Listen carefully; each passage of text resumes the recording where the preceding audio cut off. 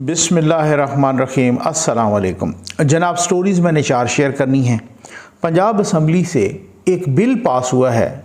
ये बिल बहुत ही, अब इसको मैं क्या कहूँ, ख़तरनाक बिल है, अयाशी का बिल है, क्या बिल है, इस पे बात करेंगे। जनरल फैज़ आ रहा है। ये कौन कह रहा है, ये बात कौन कर रहा है, किससे कर रहा है? ठीक है, तौहीन अदालत की कार्रवाई आज समात है इमरान खान के ख़िलाफ़ शुरू हो चुकी है। सुप्रीम कोर्ट ऑफ पाकिस्तान में शुरू हो चुकी है। इस पे बात करेंगे। और एक मूवी का बड़ा चर्चा है, ये मैंने आपसे कल भी बात की थी कि मैं इस पे बात करूंगा। ये वो कह रहे हैं कि जनाब बहुत ही जल्द कोई बड़ी करप्शन की मूवी है और वो नेटफ्लिक्स पे भी जारी होने वाली है और वगैरह वगैरह, इस पे भी बात करेंगे। अच्छा, लेकिन सबसे पहले मैं बात करूंगा कि अल्लाह ताला के फजल व करम से, आपकी दुआओं से ZN न्यूज़ का फ्लड रिलीफ ऑपरेशन जारी है। सर्दियां आ गई हैं जनाब, इसमें गर्म कपड़े, शूज़, कंबल और जर्सियां वगैरह ये देने हैं हमने, ख़ास तौर पे बच्चों को। तो इसमें आपका ताउन जारी व सारी है जनाब। अब ये नंबर डिस्प्ले हो रहा है, इस पर रब्ता कीजिए कि आप इस कार खैर में किस तरीके से हिस्सा ले सकते हैं, हम आपको बताएँगे और आपने ये जारी रखना है। और बहुत शुक्रिया। सबसे पहले इन चारों उन्वानात पर आने से पहले कल इमरान खान साहब सहाफ़ियों से मिले, तो उसमें मुख्तलिफ़ सहाफ़ी थे। वैसे वो सहाफ़ियों से मिलते हैं कि जो सहाफ़ी वो ऑफ द रिकॉर्ड कभी गुफ्तगू करें, इनफॉर्मल गुफ्तगू हो तो वो बुला लेते हैं, कोई और भी सहाफ़ी आ जाते हैं। लेकिन फार्मल गुफ्तगू हो जिसमें कैमरे लगे हों जनाब, वो सिर्फ़ और सिर्फ चंद गिने चुने उन सहाफ़ियों को, उन यूथिया नुमा सहाफ़ियों को बुलाते हैं कि जो उनसे वही सवाल करें जो वो चाह रहे होते हैं। वो सवाल ना करें जो पिंकी पीरनी से मुतल्लिक हैं, वो सवाल ना करें जो गोगी से मुतल्लिक हैं, वो सवाल ना करें कि आपने मलिक रियाज को 38-39 अरब क्यों वापस कर दिए, वो सवाल ना करें कि आपने तोशाखाना पर झाड़ू क्यों फेरा। ये सवाल नहीं करने, ठीक है ना। बाकी आप जो भी सवाल करें आप उनसे कर सकते हैं, उनकी मर्जी के सवाल कर सकते हैं। कल तो फिर एक खातून सहाफ़ी ने कहा कि जी कवरेज करने के लिए जाते हैं आपके जलसों की, आपके मुख्तलिफ जो है ना, तो लोग आगे आपके जो यूथी हैं वो तंग करते हैं और वो मारते हैं, वो हरास करते हैं वगैरह। तो खान साहब उनको जवाब दे रहे हैं कि वो हाँ ठीक है, वो मैं इसके बारे में हिदायत दे रहा हूँ, लेकिन अब देखें ना, आप गरीदा फ़ारूकी वो जो अगर यहाँ पर घुसेगी मर्दों में तो उसके साथ तो ऐसा होगा। ये वो बंदा कह रहा है जो पाकिस्तान का एक वज़ीर आज़म रह चुका है, भले वो कुछ भी किसी तरीके से भी रह चुका हो, ये हमारी बदकिस्मती थी, लेकिन फिर भी वो रह तो चुका है पाकिस्तान का वज़ीर आज़म और उम्मीद लगाए बैठा है कि मैं आगे भी बनूंगा। लेकिन अब आप उनका जवाब सुने कि एक खातून के बारे में और एक खातून सहाफ़ी के बारे में कि जिनके फ़राइज़ मनसबी में यही आता है, जिनकी ड्यूटी यही है, वो ड्यूटी बाउंड हैं कि वो इसी तरीके से मर्दों में जाएं, इसी तरीके अपनी ड्यूटी करें। तो वो कह रहे हैं कि मर्दों में घुसेंगे तो वो, ये तो वही वाली बात है कि आ बैल मुझे मार। अब आप अंदाज़ा करें, ये जनाब खान साहब की अखलाकियात हैं। खैर, वैसे उन्होंने ख़वातीन की कौन सी को, वो मरियम नवाज़ के बारे में कह दिया अभी रिसेंटली कि मरियम मेरा नाम इतना ज़्यादा ना लिया करो, कहीं तुम्हारा शौहर ना नाराज़ हो जाए। जैसे अल्लाह माफ़ करे, मैं माज़रत के साथ कहूँगा, गली का लिफंगा तिलंगा लोफर गुफ्तगू नहीं कर रहा होता, ये उस तरह की गुफ्तगू। आगे फिर वो आपको पता है यूथ ही है, उनका फिर हक बनता है इस तरह की गुफ्तगू करना, चाहे वो यूथ या गली का वो छाबड़े वाला हो या चाहे यूथ या PhD हो, वो बराबर का ही जाहिल है, क्योंकि अपर चैम्बर तो दोनों का ही खाली है। तो इस वजह से वो, हमें याद है कि नाज बलोच जब छोड़ के गई थी तो वो भी वीडियो इसी तरह से वायरल हो गई थी। तो खान साहब से किसी ने कहा कि नाज बलोच हमें छोड़ के चली गई। कहा खैर कोई बात नहीं, वैसे भी किसी काम की नहीं थी। यानी ख़वातीन के बारे में आप उनका गुफ्तगू का अंदाज़ तो देखिए, ये है उनकी गुफ्तगू का अंदाज़ ख़वातीन के बारे में, ठीक है ना। और इसी तरीके से जब वो आसमा शिराजी के बारे में बोलते हैं, गरीदा फ़ारूकी के बारे में बोलते हैं, चाहे वो नाज बलोच के बारे में बोलते हैं, चाहे उनकी अपनी पार्टी की ख़वातीन कहें कि ये हमें गंदे गंदे मैसेज भेजता है, ठीक है ना। ये आयशा गुललाई ने क्या कहा था कि ये खान साहब ने मुझे गंदे गंदे मैसेज भेजे हैं। तो गंदे मैसेज क्या होते हैं? तो ये ख़वातीन के बारे में खान साहब, और ये वो साहब हैं जो रियासत मदीना के दावेदार हैं। इल्ज़ाम लगाना हो, उन्होंने कल सलीम साफ़ी को भी कहा कि मैं इनको कहता हूँ, उन्होंने कहा जी आप लिफाफा कहते हैं, बग़ैर किसी सबूत के कहते हैं। उन्होंने कहा मैं सलीम साफ़ी को कहता हूँ। तो आप सलीम साफ़ी को सहाफ़ी क्यों बोलते हैं, इसको तो लिफाफा बोलें। तो अब आप अंदाज़ा कीजिए, ना उसका कोई प्रूफ है उनके पास ना कुछ।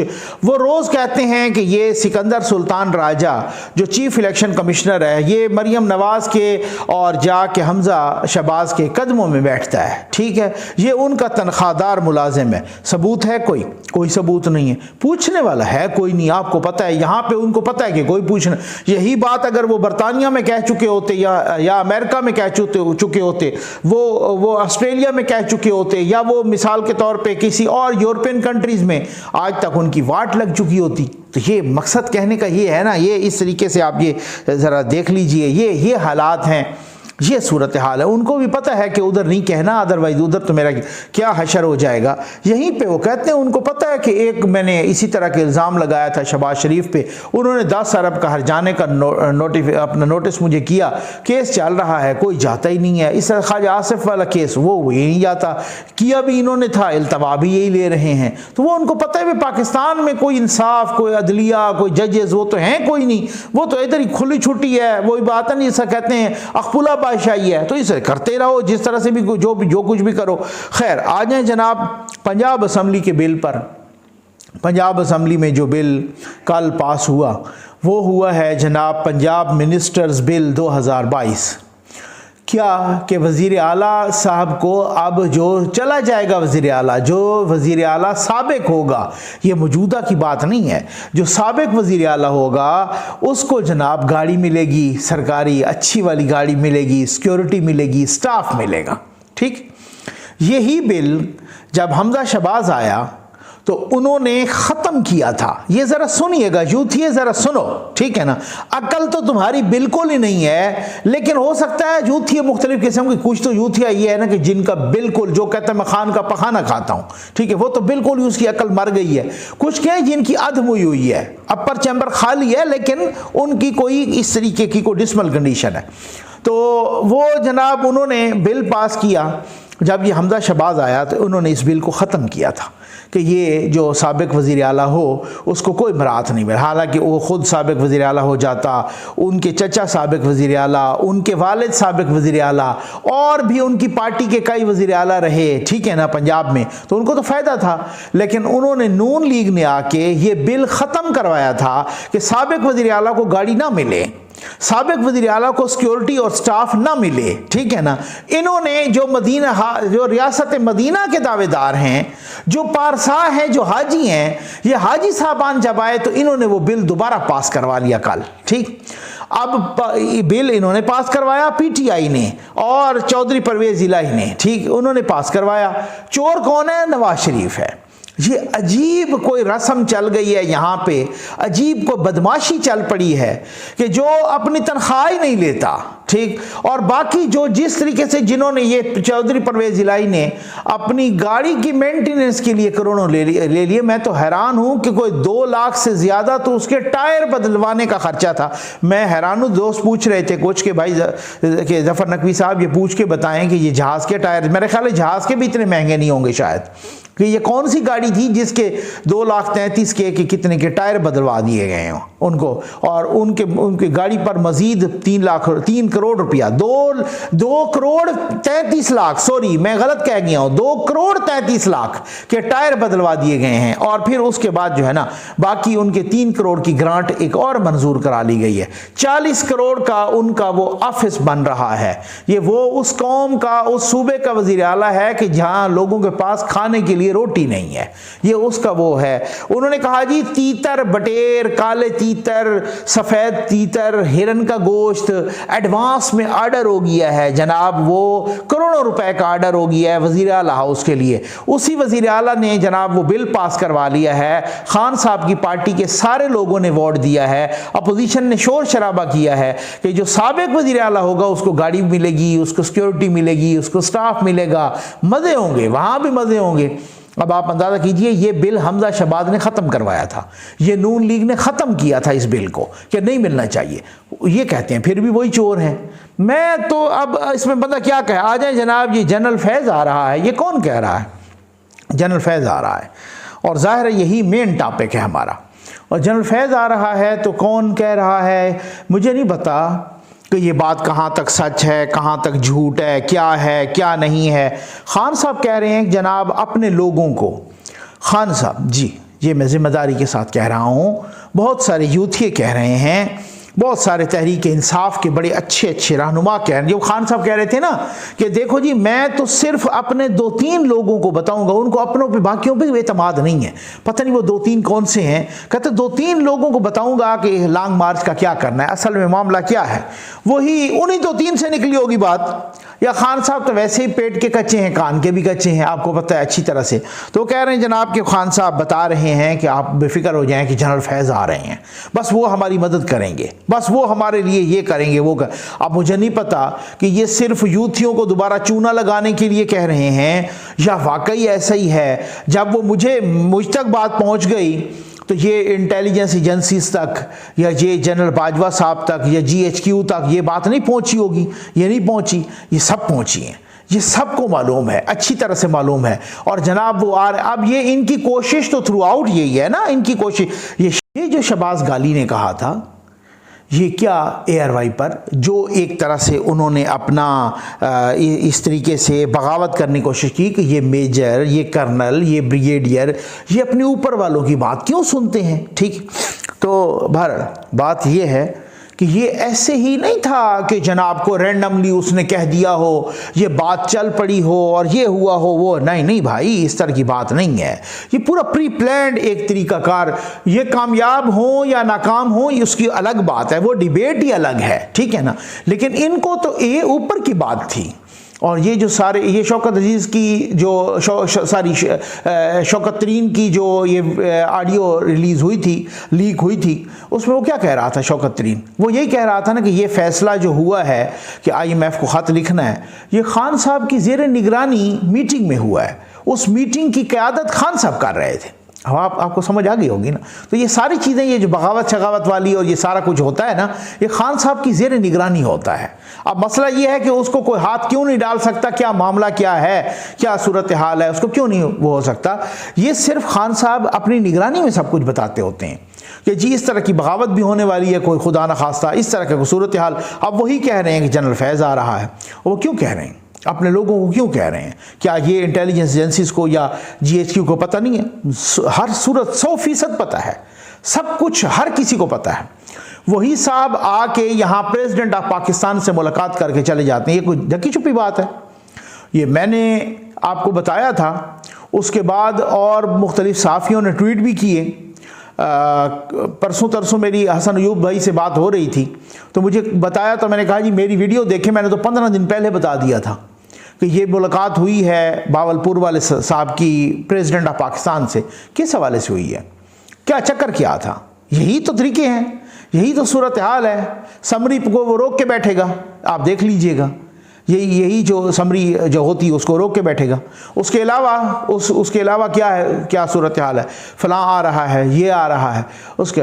ये और बात है कि वो खुद भी साहब मिन्नत तरले कर रहे हैं। वो बावलपुर वाले साहब दूसरी तरफ भी मिन्नत तरले कर रहे हैं। उन्होंने दूसरी तरफ भी अपना चौका छक्का लगाने की कोशिश की है कि किसी तरीके से दूसरी तरफ से मेरी दाल गल जाए। मैं आपको आज बहुत इंपॉर्टेंट बातें बताने लगा हूँ। मुझे बहुत ही एक ज़िम्मेदार ज़रिए ने बताया, ज़िम्मेदार आप कह रहे हैं, आप अहम कह लें, आप ख़ास कह लें, ये मैं इंतहाई ज़िम्मेदारी के साथ कह रहा हूँ इंशाअल्लाह, ठीक है ना। तो उन्होंने मुझे बताया कि अगर नून लीग जनरल फैज़ को आर्मी चीफ बना दे, तो मैंने वैसे ही गपशप में कहा, मैंने कहा तो फिर तो इससे क्या होगा? उन्होंने कहा ये वो वाहिद बंदा है जो खान साहब का तोड़ कर सकता है। तो अब आपको समझ तो आ गई होगी ना, ठीक है ना, कि क्या सूरत हाल है कि ये खान साहब का तोड़ के, अगर ये कहने का मकसद ये है कि अगर ये बना दें तो ये खान साहब की ऐसी तैसी कर देगा। उन्होंने अपने सेल्फिशनेस अपने हिसाब से चलना है भाई, ठीक हो गया ना। हर हिसाब अपना खाते में चलना होता है। उनको क्या है, किसने मुझे बनाया है, किसने मुझे नहीं बनाया, ठीक हो गया ना। लेकिन जिसने मुझे बनाया है तो वो दूसरे की ऐसी तैसी इसका मतलब करने के लिए तैयार है, तो उनको तो अपने हिसाब से चलना होता है। बहरहाल अब ये बातें ये मैं बहुत ही जिम्मेदारी तक आपके साथ पहुँचा रहा हूँ आप तक। तो बात ये है कि अब ये कौन कह रहा है कि जनरल फैज़ आ रहा है? मैं इंतहाई मोहतात अंदाज में कह रहा हूँ। कल कोर कमांडर कॉन्फ्रेंस हुई, उस कॉन्फ्रेंस में उससे पहले जब ये काकुल में खिताब करते हुए जनरल बाजवा साहब ने कहा कि ना किसी मुल्क को, किसी कंट्री को भी नहीं इजाज़त, किसी कौम को, किसी जत्थे को, किसी गिरोह को कोई इजाज़त नहीं है कि वो पाकिस्तान को सियासी तौर पे या मुआशी तौर पे अदम इस्तेकाम का शिकार करें। कल की मुख्तलिफ ज़राए बता रहे हैं, हमारे कुछ दोस्तों ने बताया है, मेरी अपनी इतलात यही हैं कि कल की कोर कमांडर कॉन्फ्रेंस में भी यही हुआ है। उन्होंने कहा कि किसी को यहाँ पे अदम एतमाद, किसी को यहाँ पर अदम इस्तेकाम और इंतशार पैदा करने की नाम नहीं लिया गया, इंतशार पैदा करने की कतई इजाज़त नहीं है। अब खान साहब को पता है, इसी वजह से राना सनाउल्लाह साहब कह रहे हैं कि अब वो टाइम ही गुजर गया है। इन्होंने जो टाइम देना था वो 12 से 17 अक्टूबर तक था, वो हमें इतला थी उसकी, लेकिन वो टाइम गुजर गया है, ठीक। लेकिन अब वो कहते हैं कि जनाब वो मुलाकातें शुल्कातों पे लग गए हैं, कोई बैकडोर रबते हैं, कोई ये अभी तक वो फ्रूटफुल तो नहीं है, ये क्या होगा या क्या नहीं होगा। कल मैं देख रहा था गालिब बिन असद उमर का किसी का बयान था कि अगर मार्च अप्रैल में भी इलेक्शन हो तो हमें तब भी कबूल है। अब आप देखें तो सही ना, ठीक हो गया ना। अब उसमें वो कहते हैं कि नहीं जी अपने टाइम पे होंगे। वो पागल हैं, अपने इतने मुश्किल फैसले करके अगर पहले उन्होंने इलेक्शन हो के मार खानी है, वो कंट्रोल करेंगे, वो दिखाएंगे कि जी हम इकोनॉमी को कंट्रोल कर सकते हैं, हम डॉलर को नीचे ला सकते हैं, हम फलां चीज़ ये कर सकते हैं, वो तो तब करेंगे ना। और आर्मी चीफ की अपॉइंटमेंट भी हो जाएगी तो उसमें तो इन्होंने शोर सारा का सारा उसी में डाला हुआ है। अब बात यह है कि ये कौन रहा है, इतना खतरनाक प्लान कौन बता रहा है अपने यूथियों को? क्या ये यूथियों को ऐसे ही चूना लगाने के लिए कह रहा है या इसमें कोई सदाकत है? मैं कहता हूं कि अगर ना भी हो सदाकत तो फिर भी ये बहुत ही खतरनाक बात है कि किसी के बारे में आप इस तरह से कह रहे हैं कि जनाब वो आ रहा है, तो इसका मतलब क्या है, क्या मतलब है? कुछ और भी जो ज़राए थे जो बहुत ही अहम ज़राए, वो उन ज़राए से भी मुझे मालूम हुआ है कि जनाब इस तरह की कोई बात है, कोई ये सूरत हाल है। अब इसको मैं मज़ीद नहीं खोल सकता इस बात को, लेकिन क्या ये बात इधर उधर पता नहीं होगी? हर जगह भी पता है, सबको पता है। इतनी खतरनाक तरीन बातें करना कि चाहे वो पाक फौज के इदारे के खिलाफ हो, पाकिस्तान के एटमी प्रोग्राम के खिलाफ हो, पाकिस्तान के खिलाफ हो, कश्मीर के खिलाफ हो, कुछ भी हो, ये सिर्फ और सिर्फ एक लाडला कर सकता है। किसी और ने ऐसी बातें की होती आज तक पता नहीं उसके साथ क्या हो जाता। एक और मुबैना, मैं उसको ड्रामा कहूँ, मुबैना तमाशा कहूँ, क्या ये तौहीन अदालत की कार्रवाई जनाब खान साहब के खिलाफ को शुरू हो गई है। आज समाअत है, मैं इसमें मुख्तसर बात करूंगा। बेंच बन गया है, 5 रुकनी बेंच है। Justice chief justice Umar Ata Bandial साहब की सरबराही में जस्टिस इजाजुल एहसन हैं, जस्टिस मुनीब अख्तर हैं, जस्टिस मुज़ाहिर अली अकबर नकवी हैं, जस्टिस याहया अफरीदी हैं, ठीक। इनमें से जो 4 हैं ना जस्टिस याहया अफरीदी के अलावा, वो तो उस वक्त भी जब अच्छा तौहीन अदालत कैसी, वजारत दाखिला ने जनाब वो पिछली दफ़ा आपको याद है ना कि सुप्रीम कोर्ट ने बड़ा वाज़ेह अहकाम दिए थे, आपने फलां तक रुकना है, उन्होंने उधर ही आके आग लगा दी। उल्टा जजों ने ये बहाना तराशा, ये जस्टिफिकेशन दी कि हो सकता है खान साहब को पता ही कोई ना हो, है खान साहब तक हमारा हुक्म पहुंचे ही कोई ना हो, माशाअल्लाह, ठीक है ना। और साथ आग लगाना कि हो सकता है उन्होंने आंसू गैस के असर को ख़त्म करने के लिए आग लगाई। पूरे के पूरे रेड जोन में आग थी, पूरे के पूरे रेड जोन में आग थी, ठीक। हम वहीं पर आसपास में देख रहा था, पूरे के पूरे रेड जोन को आग लगा, दरख्तों को आग लगाई, घास को आग लगाई, मेट्रो स्टेशंस को आग लगाई, पूरी आग ही आग थी हर जगह पे, ठीक। और उन्होंने कहा कि जी तौहीन अदालत हुई है, क्योंकि हुक्म तो था वहाँ रुकना है, इन्होंने यहाँ भेज दिया। उन 4 जजों ने कुछ भी नहीं किया। अब उसके जो नई एक पिटीशन आई है वजारत दाखिला की, अब कुछ करेंगे वो जजेस करेंगे कुछ। जस्टिस याहया अफरीदी की और बात, भाई अगर तौहीन अदालत का केस बनता है और तौहीन अदालत का केस करना है तो फिर बिठाएं ज़रा बेंच में जस्टिस याहया अफरीदी को, जस्टिस काजी फ़ैज़ीसा को, जस्टिस सरदार तारिक को, जस्टिस मंसूर अली शाह को, इनको बिठाएं ना ज़रा, इनको जस्टिस मंदुखेल साहब को, इनको बिठाएं ज़रा, लग पता जाएगा कि ये फिर तौहीन अदालत की है इमरान खान ने या नहीं की। 2 + 2 4 का पता चलेगा। मैं इंतहाई अदब के साथ कहूँगा कि जो अब बेंच बना है 5 का, ये जो आज समाअत कर रहा है, आज तो इनिशियल समाअत होगी। भाई अगर ऐसी समाअतें करनी है मुबैना तौर पे तो जो 50,000 केसेस तकरीबन सुप्रीम कोर्ट में पेंडिंग हैं वो निपटाए जाएं। बजाय इसके कि इस पे एक लंबा तमाशा लगे, मीडिया इसको कवर करे, 2 दिन 4 दिन 6 समातों पे चले, खान साहब बिल्कुल फिर सादिक और अमीन बन के सामने आए कि इन्होंने तो बिल्कुल कुछ भी नहीं किया, इन्होंने तो अदलिया पर एहसान अजीम किया है।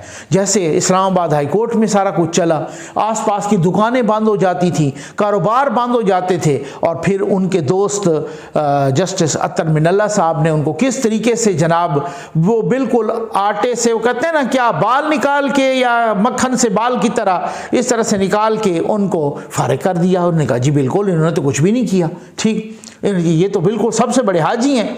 तो यहाँ पर भी वही होना है कि उन्होंने बताना है। अब हालात ये हैं कि मुझे तो अफसोस होता है कि इस वक्त सुप्रीम कोर्ट का ये आलम है, नहीं होना चाहिए था। हाई कोर्ट्स का ये आलम है, जो भी बेंच बनता है, ये कोई मीडिया वाले या वकील नहीं, आम बंदा छाबड़ी वाला भी अंदाज़ा कर लेता है कि इसका फैसला क्या होगा। इससे ज़्यादा इंसाफ के निज़ाम पे कोई उंगली उठ सकती है, इससे ज़्यादा कोई जजेस का कोई क्रेडिबिलिटी ख़राब हो सकती है।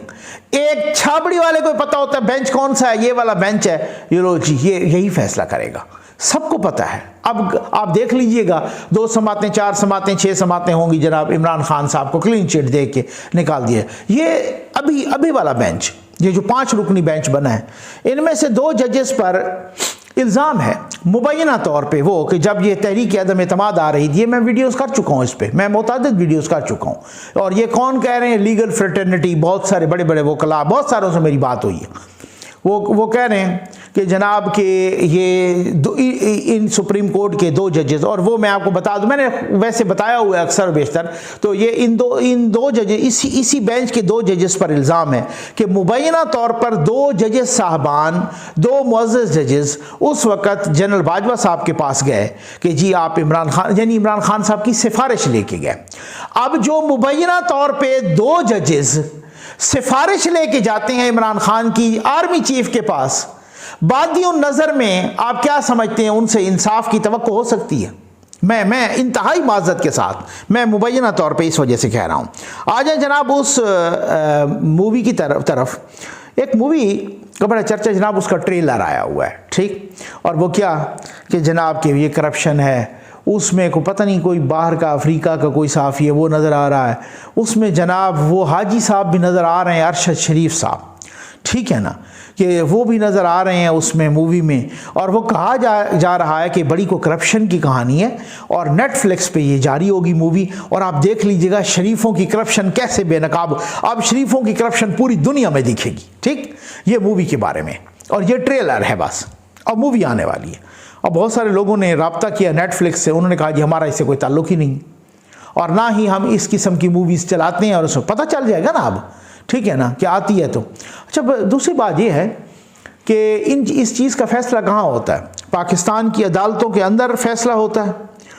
आपने सब ने जोर लगा के देख लिया, GITs बना के देख ली, जज को उसकी गंदी गंदी वीडियोस दिखा के देख ली, उसमें कुछ भी जज के पिछले दरवाज़ों से घुस के देख लिया, फिर भी फैसले के अंदर लिखा हुआ है अकल के अंधे कि नैब नवाज शरीफ पर किसी किस्म की कोई करप्शन साबित करने में नाकाम रहा है, लेकिन सज़ा इसको फिर भी देनी है, ठीक। ये जो पहला एवनफील्ड का फैसला था, उस फैसले में नहीं लिखा हुआ क्या कि नैब करप्शन के इल्ज़ामात, किकबैक्स साबित करने में नाकाम रहा है, लेकिन सज़ा उसने फिर भी दे दी, 10 साल की सज़ा दे दी है एवनफील्ड में, तकरीबन को 80 मिलियन पाउंड उन्होंने जुर्माना कर दिया, ठीक हो गया ना। वही वाला जिसमें मरियम नवाज साहबा उसको 7 साल और पता नहीं कितना जुर्माना हुआ था, वो बाइज़्ज़त बरी हो गई हैं उसी केस में। जज लिख रहा है फैसले में कि नवाज शरीफ पर यह नैब कोई करप्शन साबित करने में नाकाम रहा है, सज़ा फिर भी उसने दी है। अब आप अंदाज़ा कीजिए, दूसरे जज की वीडियो आपने देखी, अरशद मलिक की अल्लाह बख्श, उसकी सारी, उसने कहा मुझे गंदी गंदी वीडियोस दिखाई थी एजेंसी वालों ने, और इस वजह से नवाज शरीफ को मैंने सज़ा दी, ये पता है ना, ठीक। आप नेटफ्लिक्स की बात कर रहे हैं, ज़रा बाहर लंदन की अदालतों में देखें, एक से एक बढ़ के लंदन हाई कोर्ट ने और NCA ने उनको क्लीन चिट दिया है। वो ब्रॉडशीट जिसको पाकिस्तान के ख़जाने से 7.5 अरब रुपए हमने दिए कि नवाज शरीफ की, जरदारी की, इनकी सबकी करप्शन पकड़ के दो। उन्होंने नवाज शरीफ की, शहबाज शरीफ की, मरीम नवाज की करप्शन तो कोई नहीं पकड़ी, उल्टा हमने 7.5 अरब रुपए उनको दिए। नवाज शरीफ को उन्होंने जुर्माना दिया, पता नहीं लाखों डॉलर कितना दिया, वो लंदन हाई कोर्ट के आर्डर पे दिया। अब आप अंदाज़ा कीजिए, ये वो एयरवाई जो झूठ बोल बोल के थकता नहीं, उसको कोई 1 दर्जन केसेस में सुबकी हुई है। और सुबकी यही साबिर शाकिर की वजह से, यही अरशद शरीफ की वजह से, वो पता नहीं, वो मैं तो उनको सहाफ़ी नहीं समझता, वो गुलाम हुसैन, चौधरी गुलाम हुसैन, उनकी वजह से ये इधर बोलते हैं झूठ। वो झूठ चले जाते थे बाहर, लोग उधर बाहर उनको सू करते थे, वो जनाब अरबों रुपए खुद मीर शकीलुर रहमान साहब की तरफ से उन पर केस हुआ था, वो हारे हैं ये एयरवाई वाले। इसहाक डार साहब के खिलाफ हारे हैं, नासिर भट्ट साहब के खिलाफ हारे हैं, गुल बुखारी साहबा के खिलाफ, पता नहीं कितने कितने, मुझे नाम भी भूल गए, कितनों के खिलाफ आ रहे हैं। शर्म फिर भी इनको नहीं आई। और खान साहब जरा बाहर ये बयान दे के देखें ना, उनको पता चलेगा कि किस तरीके से। तो फिर नेटफ्लिक्स का क्या है, अदालतों में जाओ। वही जो बड़ा कूदा करता था, वो डेली मेल का वो जो रिपोर्टर था डेविड रोज, वो रोजाना ही छलांगे लगाता, मैं शहबाज शरीफ को पकड़ के मैंने उसकी करप्शन यूं बेनकाब की है, शहबाज शरीफ ने सैलाब वालों का फंड खाया है, शहबाज शरीफ ने फलां दौर में फंड खाया है, इन्होंने मनी लॉन्ड्रिंग की है, इन्होंने ये किया है, वो किया। डेली मेल ने वहां पर जब वो साबित करने की बारी आई, शहबाज शरीफ से बाहर आके माफी मांग ली। ये टोटल ये वही वाली बात है। अब नेटफ्लिक्स पे आ गए कि जनाब एक दुनिया का कोई वेबसाइट नहीं छोड़ी, पता नहीं कभी को अरब मैगजीन, कभी कोई मैगजीन 2 नंबर बना लेते हैं, उनके नाम से बना लेते हैं। ये है वो प्रोपेगंडा। मैं कहता हूं ऐसा गलीज प्रोपेगंडा कि आज वो प्रोपेगंडा का बानी जो गायबल है वो भी जिंदा होके आ जाए, वो दोबारा हैरान होके मर जाएगा कि यार इतना गलीज प्रोपेगंडा तो मेरे वहम गुमान में भी नहीं था। जो यूथियों के वहम, मैं तो हैरान हूं कि यूथियों का अपर चैम्बर फारिग है, जो कहते हैं हम खान का पखाना भी खाते हैं, लेकिन ये प्रोपेगंडा उनको जिस तरीके से बना के जो लोग दे रहे हैं उस तरीके से वो आगे चला रहे हैं। अब नेटफ्लिक्स से जिसने भी रब्ता किया वो कह रहे हैं कि जिन हमारा इससे कोई ताल्लुक ही नहीं है, हम इस किस्म की मूवीज अब देखते हैं कि किस तरह का ताल्लुक है और नेटफ्लिक्स पे ये कब मूवी आती है और किस तरह की मूवी है और ये कैसी मूवी है जिसमें अरशद शरीफ नज़र आ रहा है। ठीक है, समझ तो आपको आ गई होगी अच्छी तरह से। वही अरशद शरीफ जिसने एयरवाई पे बैठ के कहा था कि इमरान खान ने इंडियन से भी फंडिंग ली है, इमरान खान ने इसराइलियों से भी फंडिंग ली है, इमरान खान ने यहूदियों से, अमेरिकन से फंडिंग ली है, सारे के सारे फॉरेन फंडिंग का सबूत दिया था अरशद शरीफ ने, और उसकी आजकल भी चल रही है, वायरल हो रही है। ये वो अरशद शरीफ हैं। शर्म है कोई हया है? जब बनी बाहर निकल गए। जब एक भाई बाकी सहाफ़ी जिन पे इतने पहाड़ टूट गए वो तो इधर ही खड़े हैं ना सारे, वो तो कहीं नहीं भागे तो आप हो, आप भाग गए हो। ठीक है, ज़रा रुको ना, ज़रा थोड़ा सा बहादुर बनो ना, रुको फिर आप। नहीं, वो भाग गए हैं, अब बाहर भाग गए हैं। अब वतन की मिट्टी से कोई प्यार नहीं है, अब वतन की मिट्टी में दफन नहीं होना, ठीक है ना, अब भाग गए हैं बाहर। उम्मीद है आपको वीडियो पसंद आई होगी। आपका बहुत बहुत शुक्रिया।